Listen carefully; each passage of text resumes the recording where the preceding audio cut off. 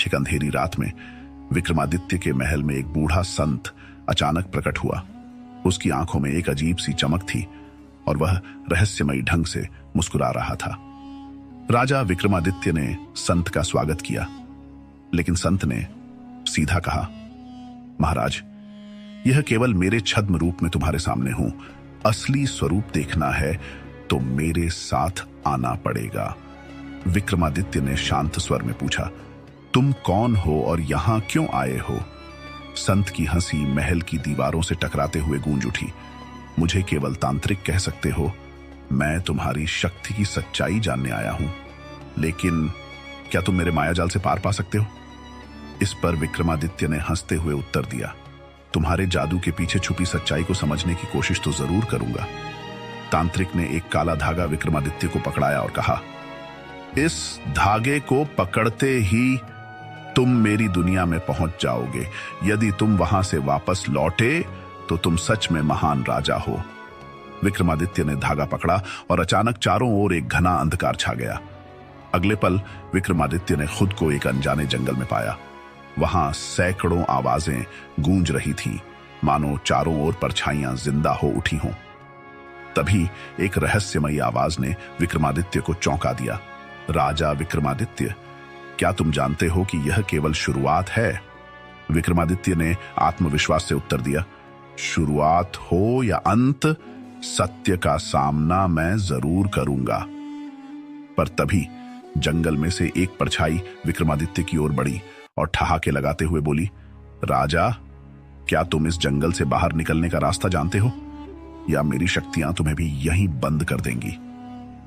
विक्रमादित्य ने उस परछाई की ओर नजरें उठाईं, जो धीरे धीरे घने कोहरे से बाहर निकल रही थी। उसकी आकृति धुंधली और डरावनी थी और उसकी हंसी का शोर पूरे जंगल में गूंज रहा था। विक्रमादित्य ने अपने आप को संयमित करते हुए कहा, जो भी हो, इस रास्ते को समझकर ही वापस लौटूंगा। परछाई ने धीरे से कहा, अच्छा, तो चलो देखते हैं तुम्हारी ताकत और बुद्धिमानी कितनी है। इस जंगल से बाहर निकलने के लिए तुम्हें 3 सवालों के जवाब देने होंगे।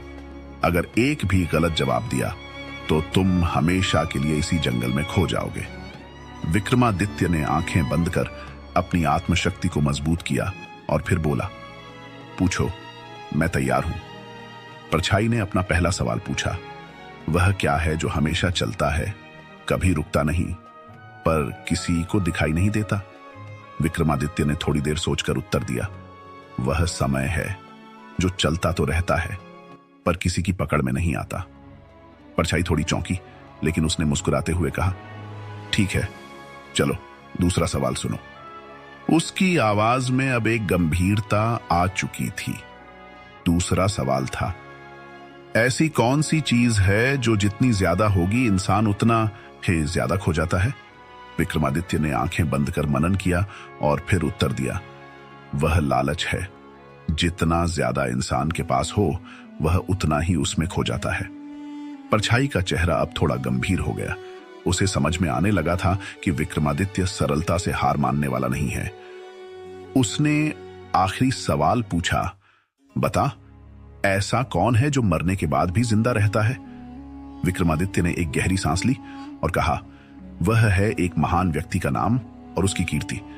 इंसान मर सकता है, पर उसकी अच्छाइयों का नाम और सम्मान अमर रहते हैं। यह सुनते ही परछाई के चेहरे पर एक शांति सी आ गई और उसकी आवाज गूंज उठी, तुमने अपने साहस और बुद्धिमानी से यह चुनौती पार कर ली। राजा विक्रमादित्य, तुम सच में महान हो। जंगल का अंधेरा धीरे धीरे खत्म होने लगा और विक्रमादित्य ने खुद को वापस अपने महल के दरबार में पाया। वहां एक गहरा सन्नाटा था, मानो कुछ हुआ ही ना हो। लेकिन विक्रमादित्य के मन में उस तांत्रिक और उसकी रहस्यमयी दुनिया की छवि हमेशा के लिए बस गई।